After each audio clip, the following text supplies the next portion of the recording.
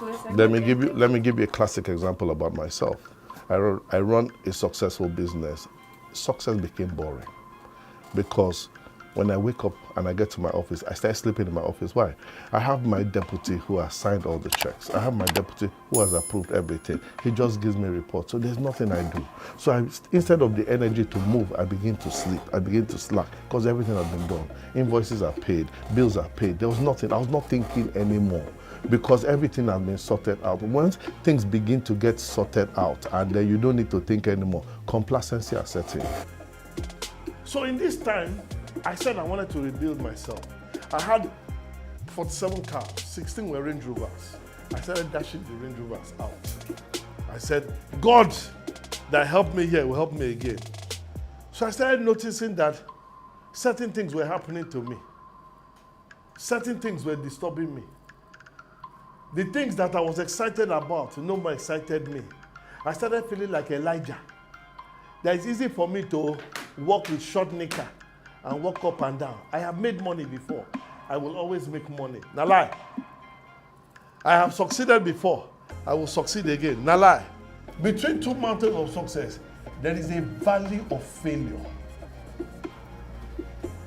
Whenever you go up a mountain of success, you are coming down a valley of failure. The signs that you are at the beginning of failure is what they call here is complacency. You take things as normal. You meet only 10,000. You meet maybe 100,000 this month. Next month, 100,000.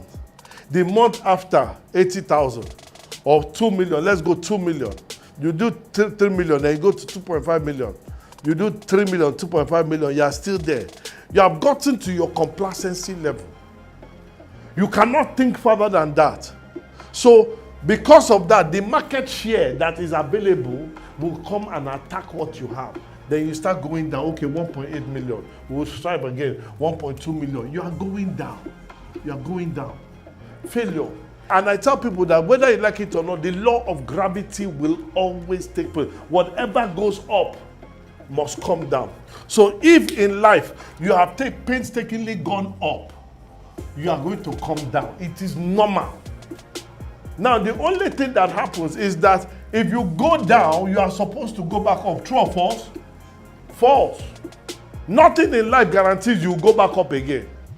There are people that have gone, that have succeeded, and then they have failed. To go back up is not possible. Because there are two things that happen to them. One is that they meet like two sisters. Two sisters. Sister A is called money. Sister B is called wisdom.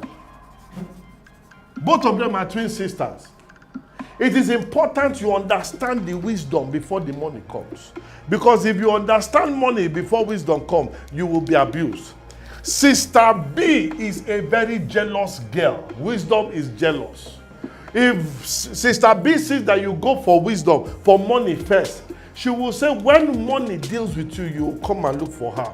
How do you know when money has dealt with you? I used to have money before. Know that wisdom has dealt with you. She has taught you a lesson. You will now come here. What wisdom does? Wisdom gives you friends. Wisdom gives you insight. Gives you exposure. Gives you training. That's all. And at the end, she will introduce you to money. So what happens is that if somebody knows wisdom first, you will be climbing like this. And you will know in future that you need to build a bridge across here. From one success to the next one. But if you go to meet money first, money will allow you climb up. The higher you go, the deeper the fall. The minute you buy a car, that car is outdated. So you need to build a bridge. That bridge is people. So along the way, begin to get people who becomes like your lieutenants, your support. So that they can do that. And I said something. Why do the work of 10 men when you can give 10 men the work to do? Develop capacity in this one. capacity in this world. So when you need to, you can delegate properly. When you cannot delegate, you cannot go far. That's when complacency sets in. So you build a bridge, and your bridge is people. So as you build people, because if in 3 months,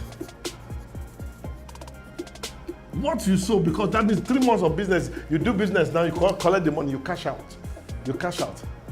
It's corn. Poor people. 1 year. If you want results in 3 months, plant corn. If you want results in a year, plant yam. You will eat it, you will roast it, you will fry it. But if you want result of a lifetime, plant men. So it is men that carry you from one mountain to the other mountain. They would have told her, this our guy is good, he knows how to behave himself, he has ethics, he's the one that showed us the path. They were the one that will recommend you to your next level. But if you chop alone, you go up and you scatter. And I tell everybody, along the way, make sure you start carrying people early, start carrying people early, and do penetration tests, loyalty tests. Because at a certain point, you will need them to cross to your next level of success.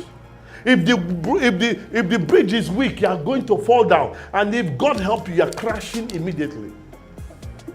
So you need to build that bridge. You need to build people to be able to prepare for your future.